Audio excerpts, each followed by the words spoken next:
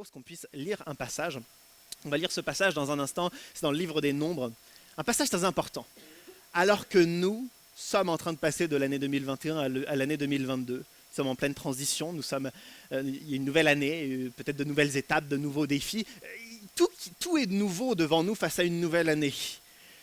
Les Hébreux ont quitté l'Égypte pour aller dans le pays de Canaan et tout allait devenir nouveau pour eux. Ils étaient en pleine période de transition. Et alors qu'ils sont en train de traverser le désert pour arriver jusqu'au pays promis, jusque dans le pays de Canaan, ils avaient toutes sortes de réactions face à la nouvelle vie qui attendait devant eux. On peut lire ensemble Nombres chapitre 11, on va lire à partir du verset 4. Qui nous donnera de la viande à manger?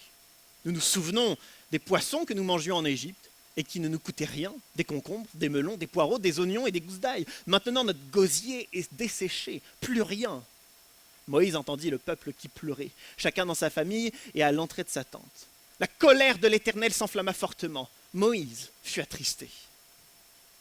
Alors que les Hébreux passent de l'Égypte jusqu'au pays de Canaan, ils traversent un désert et le passage ici nous montre leur plainte.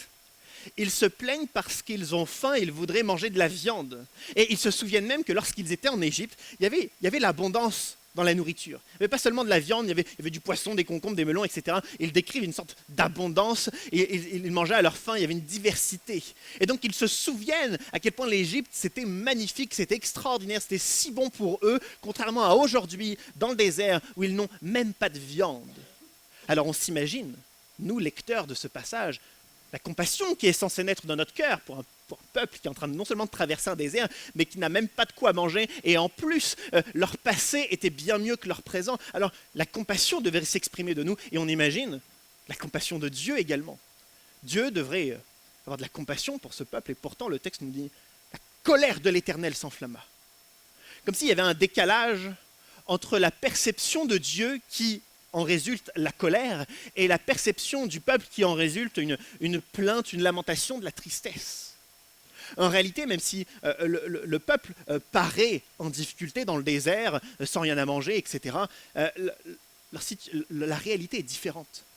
Lorsqu'il parle de l'Égypte, il parle de plus de 3 siècles où ils étaient esclaves, maltraités, subissant le racisme, et c'était la mort assurée pour chacun d'eux. Il n'y avait pas l'abondance alimentaire qu'ils présentent. On dirait que leurs souvenirs sont erronés. Ils s'imaginent qu'en Égypte c'était bien mieux, alors que la réalité est tout autre. Ils sont en train de mentir comme s'ils sont aveuglés par la réalité, parce qu'actuellement ils sont dans le désert sans viande. Ils se créent de nouveaux souvenirs complètement erronés qu'en Égypte c'était mieux. Alors qu'ils accusent Dieu de ne pas leur donner de la nourriture, de ne pas leur donner de la viande, ils oublient une chose, c'est que lorsqu'ils étaient en Égypte, Dieu les a libérés par des miracles et des prodiges extraordinaires. Ils ont oublié que lorsque l'armée égyptienne les a poursuivis, Dieu les a libérés avec des miracles et des prodiges. Lorsque le peuple avait faim, Dieu a fait tomber la manne. C'est une action miraculeuse et extraordinaire de la part de Dieu. Quand ils avaient soif, Dieu a purifié l'eau. C'était une action miraculeuse extraordinaire de la part de Dieu. Et donc, un problème, un miracle, un problème, un prodige, un problème, une intervention de la part de Dieu. Et donc, évidemment, que Dieu imagine faire naître dans les Israélites la foi, la confiance en Dieu, puisque tout Israël, confronté à n'importe quel problème, il y a une intervention miraculeuse de Dieu. Donc évidemment que Dieu s'attend à faire naître la foi chez les Hébreux, et certainement pas des plaintes, certainement pas des lamentations, nous n'avons même pas de viande. D'où la colère de Dieu qui s'enflamme. La colère de Dieu s'exprime parce que ce peuple devait exprimer sa foi. Parce que durant les derniers mois, les dernières années, Dieu n'a cessé de faire des miracles et aujourd'hui encore, ils osent se plaindre. Comment entrons-nous dans 2022?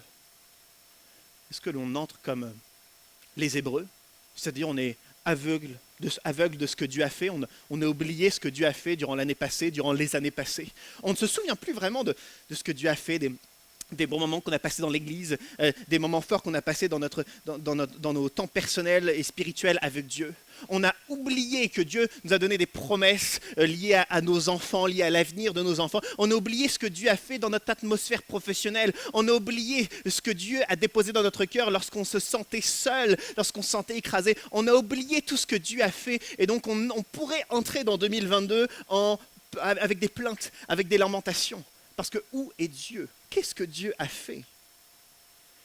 Mais à la différence des Hébreux, je crois qu'aujourd'hui, on doit s'arrêter un instant et se rappeler ce que Dieu a fait. Se rappeler ce que Dieu a dit, prendre conscience de toutes les actions diverses et variées que Dieu a fait. Et j'ose croire que c'est notre cas. J'ose croire qu'on a bel et bien pris conscience de tout ce que Dieu a fait dans notre vie, tout ce que Dieu a fait durant cette année. Et j'ose croire alors, puisqu'on est conscient de ce que Dieu a fait, qu'on entre dans 2022 avec enthousiasme, avec ferveur, avec joie, avec reconnaissance. J'ose croire que c'est ce qui nous habite. J'ose croire qu'on n'entre pas dans 2022 avec peur, avec angoisse, avec doute, avec incertitude. Parce que si bel et bien on est conscient de ce que Dieu a fait dans notre vie, il n'y a que la joie et l'enthousiasme qui prend place. Nous avons tellement besoin de nous arrêter aujourd'hui, de prendre conscience de la fidélité de Dieu passée, pour pouvoir rentrer de la meilleure façon possible dans 2022. Et alors Dieu entend les plaintes des Hébreux. Dieu entend les lamentations. Dieu voit qu'il n'y a toujours pas la foi qui est née en eux, malgré toutes les actions, les interventions et les mots que Dieu leur a transmis. Alors Dieu va leur répondre. Voici ce que Dieu va dire, ce sont les versets un peu plus longs, mais dans le même chapitre. L'Éternel dit à Moïse, tu diras au peuple, sanctifiez-vous pour demain, et vous mangerez de la viande. Puisque vous avez pleuré aux oreilles de l'Éternel en disant, qui nous fera de la viande? Car nous étions bien en Égypte. L'Éternel vous donnera de la viande, et vous en mangerez.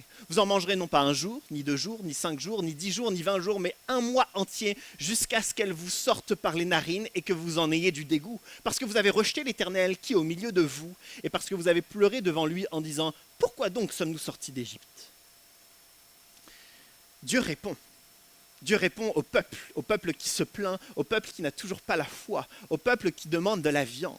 Et Dieu va répondre, en effet, je vais vous donner de la viande, mais pas 1 fois, pas 2 fois, même pas de façon régulière, mais bon, pendant 1 mois entier, constamment, vous ne mangerez que ça. Et Dieu va dire, jusqu'à ce qu'elle vous sorte par les narines. C'est une expression qu'on n'imaginerait pas sortir de la bouche de Dieu. Mais voyons, permettez-moi l'expression, peut-être même la provocation, peut-être l'agressivité derrière les mots de Dieu pour faire comprendre cette leçon jusqu'à ce qu'elle vous sorte par les narines. La colère de l'Éternel s'est enflammée parce que le peuple n'a toujours pas exprimé sa foi. Et aujourd'hui, il réclame encore quelque chose. Et alors, Dieu essaye de faire naître le dégoût dans le peuple de la viande. Dieu essaye de donner, au-delà de la viande, une leçon au peuple. Et lorsqu'on s'arrête petit à petit, dans la réponse de Dieu au peuple, il y a comme 3 pensées qui ressortent. La première, c'est les premiers mots de Dieu. Sanctifiez-vous pour demain, pour demain, car vous mangerez de la viande. En effet, Dieu va répondre à leurs prières. Dieu va répondre à leurs plaintes. Ils veulent de la viande, ils auront de la viande. Et je veux m'arrêter là un instant parce que Dieu répond à leurs prières. Et lorsqu'on regarde la situation dans les heures et les jours qui vont suivre pour les Hébreux, ce ne sera pas le hasard d'une caravane de marchands qui va passer, et ils vont pouvoir s'échanger de la nourriture. Non, pas du tout, c'est un vent qui va souffler.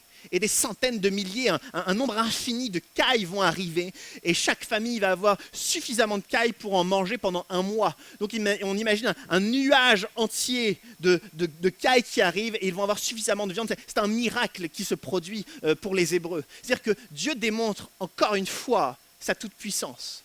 Et c'est important parce que si le peuple qui n'a toujours pas la foi et qui est en train de se plaindre et qui sous-estime l'action de Dieu, si jamais il n'y aurait pas eu de viande, que se serait-il passé? Le peuple se dit pas de viande, Dieu ne répond pas à nos prières. Pas de viande, Dieu n'agit donc pas. Pas de viande, où est Dieu? Dieu n'est donc pas capable d'envoyer de la viande. Ça aurait pu être la réflexion des Hébreux. Et c'est quelquefois notre réflexion. Ou lorsque Dieu ne répond pas à nos prières, on se demande ce qu'il fait, où il est. Si je n'ai pas la santé, où est Dieu? Que fait Dieu? Et c'est une véritable réflexion que l'on a. Si je prie pour mes enfants, pourquoi mes enfants ne prennent pas le bon chemin? Si je prie pour mon atmosphère professionnelle, pourquoi est-ce que l'atmosphère ne change pas? Si je prie pour les relations autour de moi, pourquoi ça n'évolue pas? Et Dieu voulait rappeler au peuple qu'il n'est pas un Dieu inexistant, qu'il n'est pas un Dieu inactif, qu'il n'est pas un Dieu passif, mais qu'il est un Dieu puissant, tout puissant. Alors combien même ils se plaignent, combien même il y aura une leçon après, Dieu commence par obéir, Dieu commence par bénir, Dieu commence par agir de façon toute puissante en envoyant des cailles, en envoyant la nourriture espérée, parce que Dieu veut rappeler qu'il agit, qu'il est tout puissant. Et peu importe comment en 2021, on a été peut-être déçu ou frustré de l'apparente inaction de la part de Dieu, je veux croire que Dieu veut rappeler qu'il est tout puissant, qu'il agit encore aujourd'hui, et il n'y a rien, aucun défi, aucun challenge, aucune problématique qui n'échappe à la main de Dieu, mais Dieu est infiniment capable d'agir. Et lorsqu'on lit le verset qui suit, le verset qu'on a lu, le passage nous dit, alors que Dieu promet d'envoyer de la nourriture, il dit qu'il ne va pas envoyer de la viande pendant un jour, ni 2 jours, ni 5, ni 10, ni 20, mais pendant un mois entier pour faire naître le dégoût. Comme si Dieu veut rabaisser l'importance de la viande. Comme si Dieu veut transmettre un message au peuple en disant « c'est que de la viande. C'est que de la viande. » Ils se plaignent, ils n'ont pas confiance en Dieu juste parce qu'il y a une absence de viande. Comme si dans le cœur des Hébreux, la viande a pris une place importante. Comme si quelquefois dans notre cœur, il y avait des choses qui prenaient une place importante.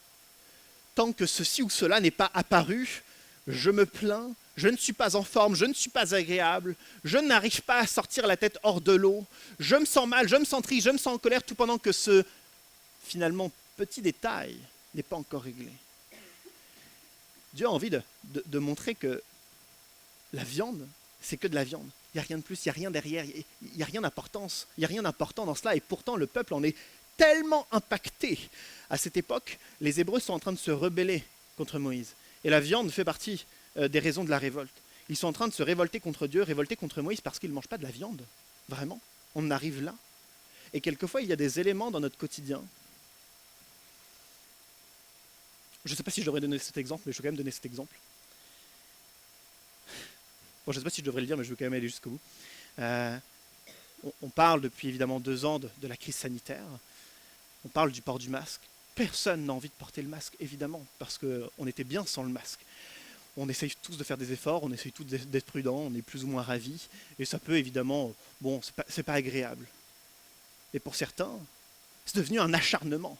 Pour certains, le port du masque est devenu le principal sujet de conversation, et on en parle à droite et à gauche, on en parle tout le temps, on essaie de défendre, on dit que c'est à cause de tel système, de tel groupe, de telle personne qu'on porte le masque, etc. Et on en fait toute une histoire. Dieu a envie de dire, c'est qu'un masque. C'est qu'un masque. Ne nous plaignons pas, ne pleurons pas, ne soyons pas dans tous nos états. C'est qu'un masque. Au final, ce n'est pas si grave. C'est que de la viande, c'est qu'un masque, c'est que des détails. Et au regard de Dieu, de l'espérance qu'il tente de nous transmettre, de la mission qu'il veut nous donner, de la libération qu'il veut nous apporter, des guérisons intérieures qu'il veut nous transmettre, la viande, le port du masque ou les petits détails du quotidien doivent rester des petits détails. Et Dieu désire que nous puissions pas seulement relativiser, mais relativiser pour regarder à lui. Et c'est la 3e pensée qui se dégage de ce passage, c'est que Dieu parle de l'Égypte à nouveau, pour leur rappeler que l'Égypte, c'était pas bien. L'Égypte, ils étaient esclaves et la mort leur était destinée. Alors Dieu rappelle que l'Égypte, c'était pas la bonne chose, mais la bonne chose, c'est d'être auprès de Dieu. Alors combien même aujourd'hui ils sont dans un désert, et qu'un désert, ça donne envie à personne, mais puisqu'ils sont auprès de Dieu, c'est quand même la vie. Alors combien même on traverse un désert, combien même, je reprends l'exemple des masques, combien même on traverse la crise sanitaire et qu'on doit porter le masque et que c'est idéal pour personne, mais Dieu est là. Et Dieu est auprès de nous. Et Dieu nous accompagne.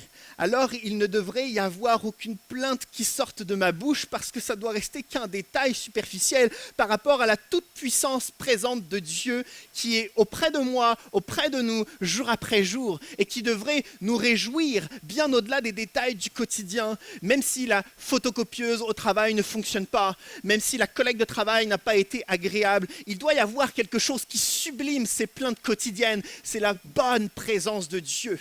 Alors ça peut paraître idéal, mais Moïse le vit. Mais Jésus-Christ le vit. Mais les apôtres l'ont vécu, les prophètes l'ont vécu, les Hébreux l'ont finalement après coup vécu. Alors on peut le vivre aujourd'hui, de sorte que les détails du quotidien qui quelquefois prennent toute la place puissent s'écraser un peu pour que la seule présence de Dieu prenne toute la place. Amen.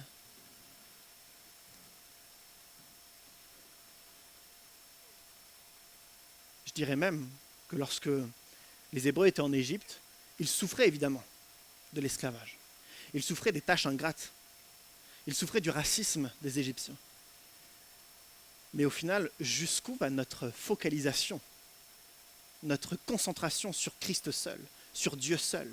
Je crois que même lorsqu'ils étaient en Égypte, ils auraient pu se dire, ce ne sont que des Égyptiens. Lorsqu'on entend les témoignages de l'Église persécutée, ils arrivent à se focaliser sur Dieu malgré la persécution. Les Hébreux auraient dû être capables de se focaliser sur Dieu malgré l'esclavage. Ne nous arrêtons pas à des détails du quotidien.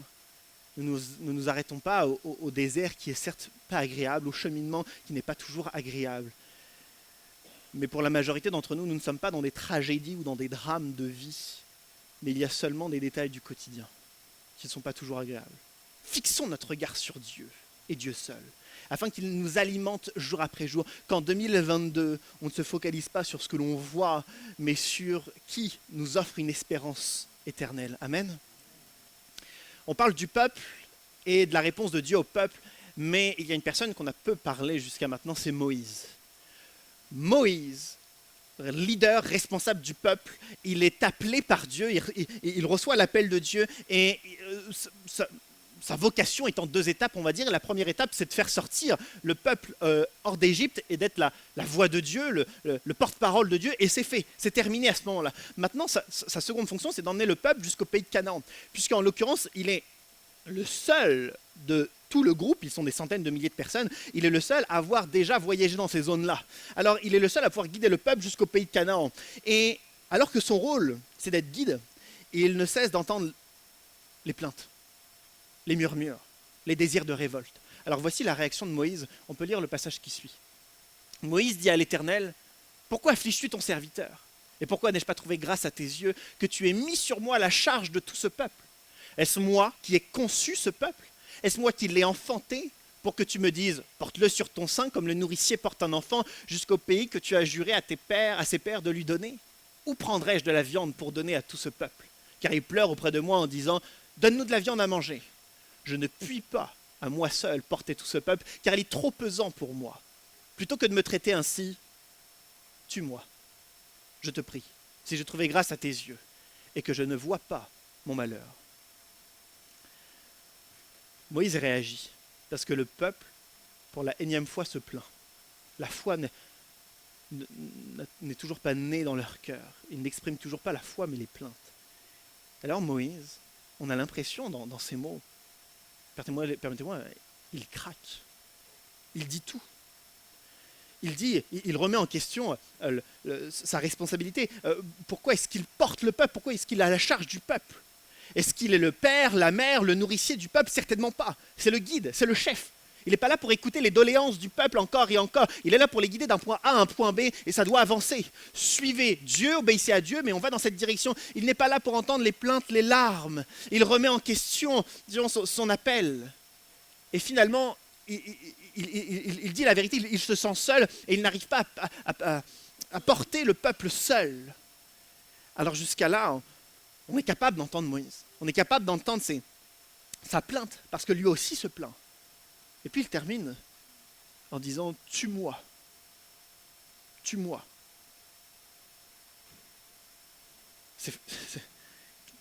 Qu'est-ce que Moïse fait là? Ça paraît complètement fou. Ça me désole. Est-ce qu'il pense ce qu'il dit? Est-ce qu'il est vraiment dans cette optique de mourir? Est-ce qu'il demande à Dieu de mourir parce qu'il n'a pas envie de rester le chef de ce peuple?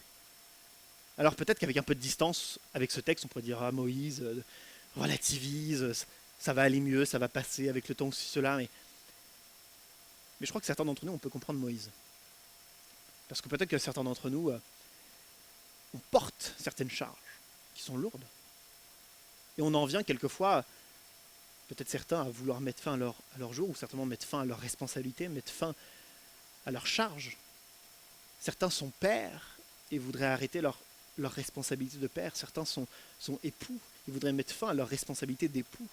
Certains sont des enfants qui s'occupent de leurs parents et voudraient mettre fin à cette responsabilité parce que c'est lourd, parce que c'est trop pesant, parce que c'est trop usant, parce que c'est lourd à porter seul, parce qu'on ne se sent pas capable.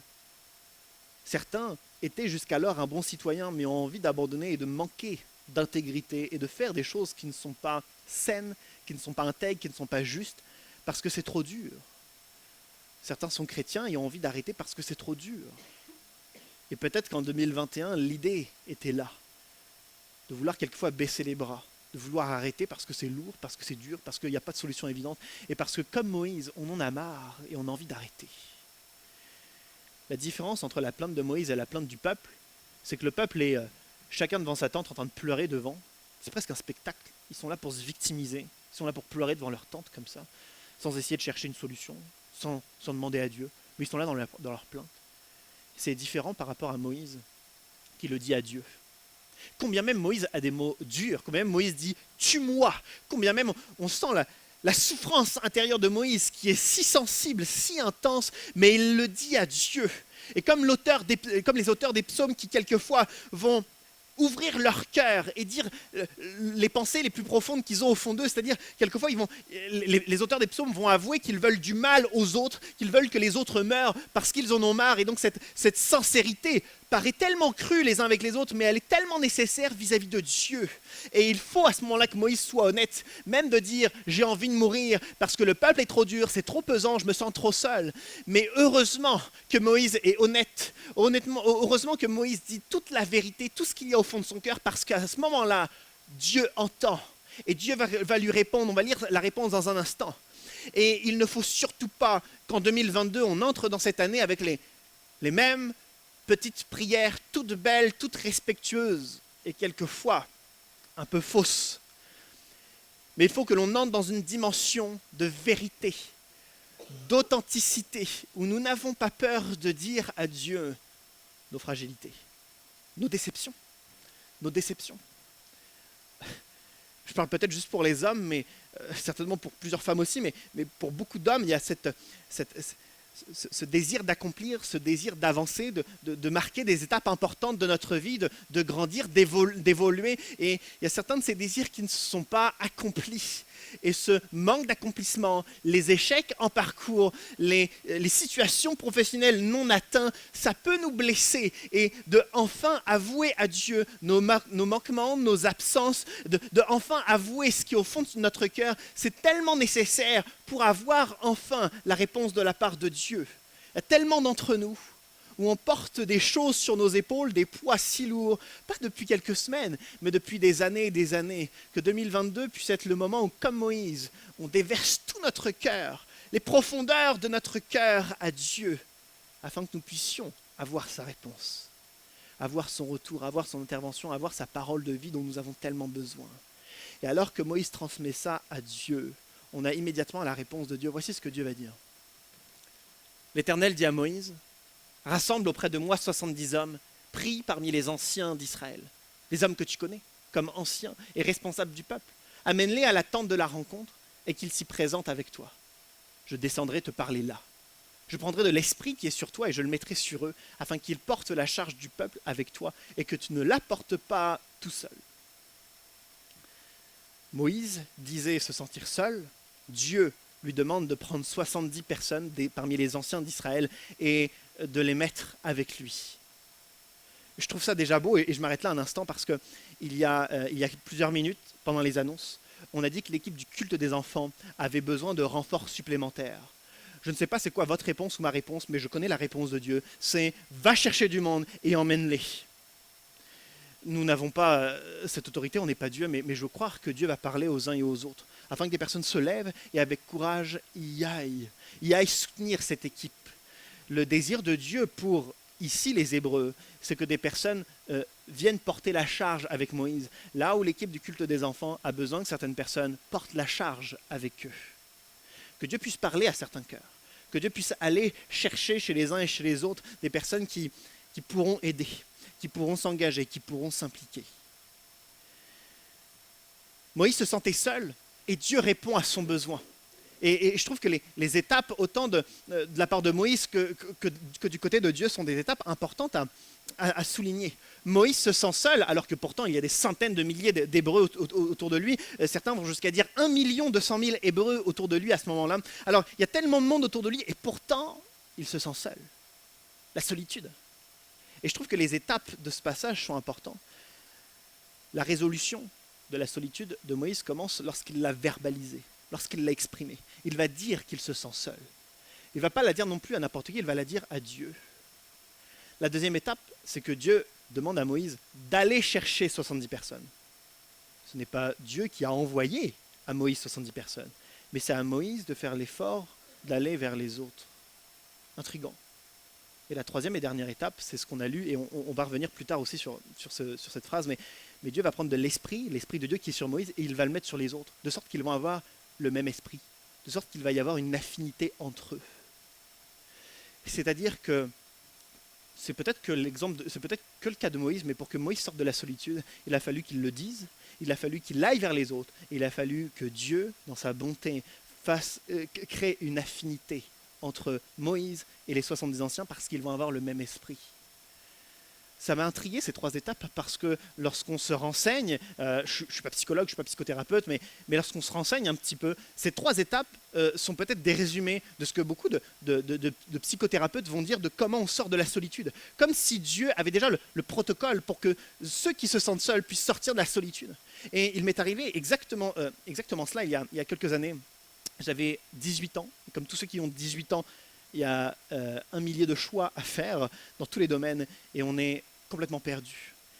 Et à 18 ans, j'étais évidemment perdu, plein de carrefours, plein de possibilités, plein d'issues, mais aucune direction spécifique me parle, jusqu'à ce qu'à un moment donné, ayant à cœur de servir Dieu, je décide de préparer pendant un an un voyage pour que, un an plus tard, j'arrive à Montréal et que je fasse au Canada une université de théologie pour avoir une licence de théologie.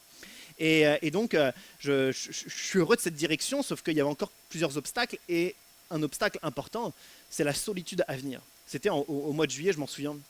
Et pour tous les étudiants, le mois de juillet, le mois d'août peuvent être des mois très très longs, puisqu'on ne voit plus forcément les amis, ni la famille élargie, parce que tout le monde est parti à droite à gauche. Et donc rien que le mois de juillet, je gérais très mal la solitude, très très mal la solitude. Et donc c'était déjà difficile, mais quand j'imaginais que j'allais me retrouver dans un autre pays, sans famille, sans amis, tout seul, c'était pas juste un bref moment de solitude au mois de juillet, c'était des angoisses qui commençaient à venir en me disant mais je vais être seul et perdu.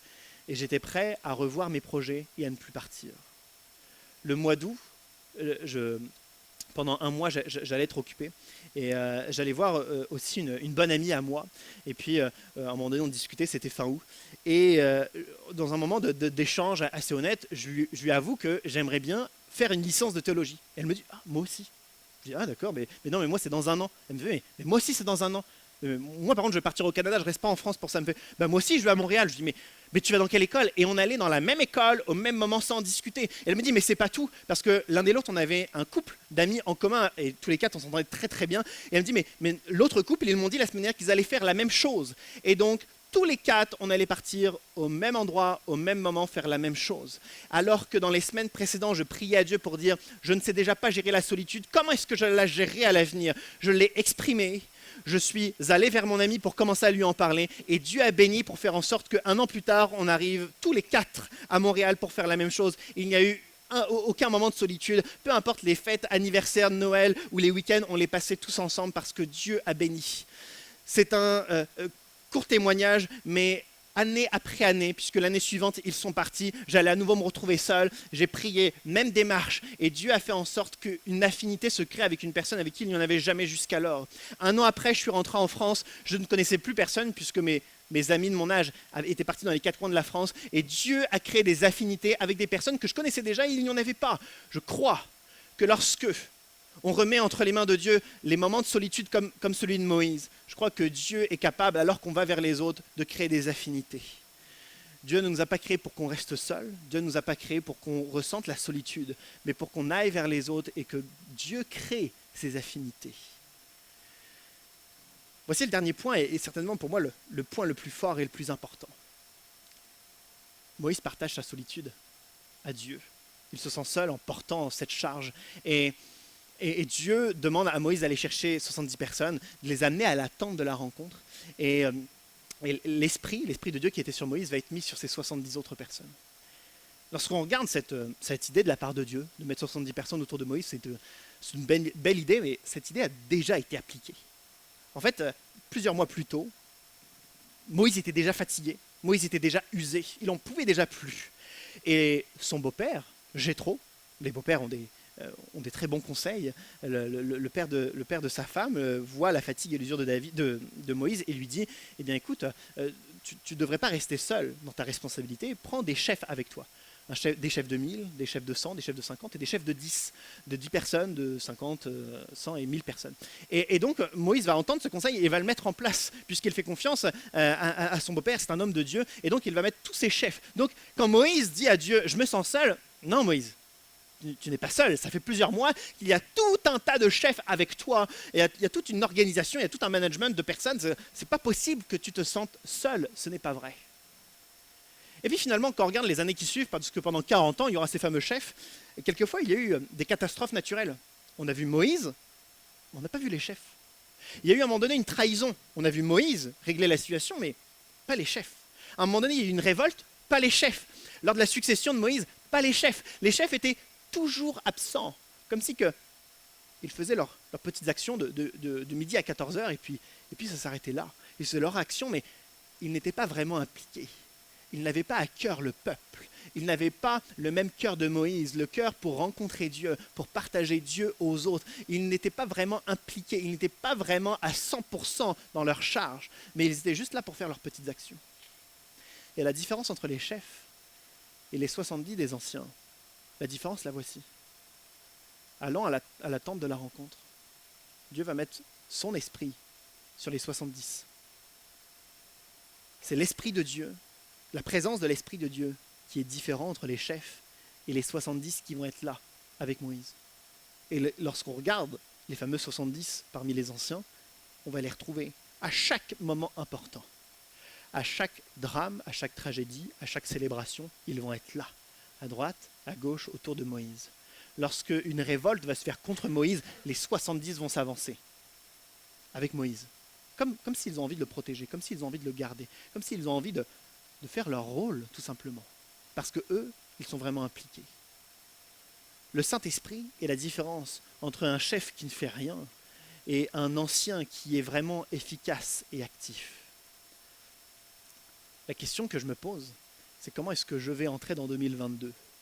Chacun d'entre nous, on porte des charges, on porte des poids, on porte des fardeaux. Mais est-ce qu'on va le faire comme les chefs et on va tenter de porter quelque chose, mais sans le Saint-Esprit ? Ou est-ce qu'on va chercher dès maintenant à être rempli de l'Esprit, afin qu'on ne porte pas vraiment seul avec nos raisonnements, nos méthodes, mais on va commencer à chercher à être rempli de l'Esprit pour que ce soit le Saint-Esprit qui nous conseille, qui nous donne sagesse, qui donne discernement.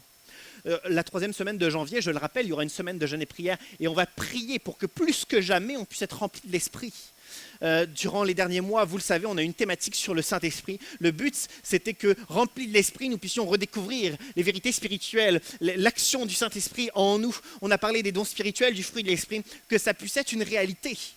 Parce que lorsque le Saint-Esprit n'est pas avec nous, lorsque nous ne sommes pas remplis de l'Esprit, lorsque son action n'est pas efficace dans notre vie, alors on est seul. Seul à gérer nos enfants qui prennent des directions qui nous échappent, seul alors que l'atmosphère professionnelle est pesante et tendue, et c'est le cas de tellement d'entre nous. On est seul face aux circonstances difficiles de la vie, on est seul à être écrasé, alors que le Saint-Esprit est totalement disponible à tout moment pour pouvoir nous aider, nous tendre la main, nous qualifier, nous transformer, nous aider à passer une étape après l'autre. Alors que Moïse se sentait seul, il aura enfin des personnes capables de porter le fardeau, et plus jamais on ne va entendre Moïse se plaindre, parce que finalement, il y a des personnes remplies de l'Esprit qui sont avec lui. Je prie que nous puissions être ces personnes remplies de l'Esprit, capables de soutenir des charges, capables de porter des fardeaux, capables de les amener jusqu'à une finalité. Trop souvent, on porte des fardeaux, mais on n'a pas de mot de vocabulaire pour dire qu'on les dépose, qu'ils sont résolus, qu'enfin tout est accompli. Mais je crois qu'avec le Saint-Esprit, nos fardeaux, à un moment donné, on les laisse parce que le Saint-Esprit règle l'ensemble des besoins, l'ensemble des fardeaux que nous portons. Que ça puisse être alors pour nous, en 2022, l'expérimentation d'un Dieu qui nous soulage, qui nous réconforte, qui nous transforme, qui nous restaure, qui change notre vie. Que nous puissions dès à présent nous approcher de Dieu et voir son action transformatrice dans notre vie. Amen. Je demandais à l'équipe de louange si l'équipe de louange est très bien, entre deux quintes de tout. On a une équipe de louange toute malade aujourd'hui. Toute l'équipe, même ceux qui sont absents, sont tous malades. Donc qu'on puisse prier aussi pour eux, pour la petite parenthèse. Ils font un travail toute l'année et aujourd'hui ils sont tous malades. Alors prions pour eux. L'année 2022 s'ouvre à nous. Ça peut être comme tous les ans, une année de plus, une année de plus, une année de plus, ou ça peut être aussi une année que l'on consacre à Dieu. Il y a une semaine de jeûne et prière, la 3e semaine de janvier, exprès pour qu'on puisse nous placer entre les mains de Dieu et nous attendre à lui, nous attendre à son action. Mais les mois peuvent passer, on va se retrouver en 2023 et puis en 2024, etc., etc. Puis le temps passe et finalement pas grand-chose a changé. On porte les mêmes fardeaux, on a les mêmes plaintes et on a toujours si peu de foi en nous. Alors qu'on puisse dès à présent commencer à prendre conscience des actions de la part de Dieu. Qu'on puisse commencer à prendre conscience de ce que Dieu fait, de ce que Dieu dit, de comment Dieu nous protège, de comment Dieu nous garde, afin que les plaintes habituelles qui sortent et qui ne nous construisent pas et qui ne nous aident pas à vivre, que ces plaintes puissent être écrasées, afin de laisser toute la place à l'assurance, à la foi, à la confiance en Dieu. Que nous puissions plus que jamais être vrais et authentiques face à Dieu, comme un Moïse qui ose dire « Je préfère mourir que de continuer à avancer ». Il préfère être honnête vis-à-vis de Dieu que de tout cacher à l'intérieur. Peut-être qu'un jour, sans avoir rien dit à Dieu, il aurait eu de mauvaises actions. Il aurait peut-être abandonné, il aurait peut-être baissé les bras. Heureusement qu'à ce moment-là, il était honnête avec Dieu. Qu'on puisse plus que jamais en 2022 faire preuve de cœur à cœur avec Dieu, d'authenticité, retirer le masque et ouvrir notre cœur et dire les pensées les plus profondes qui y sont. Et enfin, alors que chacun, parents, enfants, époux, épouses, on est chrétien, on est citoyen, on est salarié, on a chacun des charges, des responsabilités, on porte chacun des fardeaux, des devoirs. Mais pour certains, c'est tellement lourd. Et on en est usé, on en est fatigué, qu'on puisse expérimenter l'action de Dieu en 2022, alors que Dieu non seulement va répondre à nos besoins en nous donnant une solution toute spécifique et pertinente à notre situation, mais en plus de ça, la présence du Saint-Esprit va nous permettre de traverser le désert d'un bout à l'autre, je ne dis pas avec facilité, mais avec une aide surnaturelle, efficace et pertinente. Plusieurs l'ont expérimenté alors qu'ils passaient par les tragédies les plus extrêmes d'une vie, et pourtant, la présence de Dieu les a consolés, les a guidés du point A jusqu'au point B. Que ça puisse être notre expérience cette année.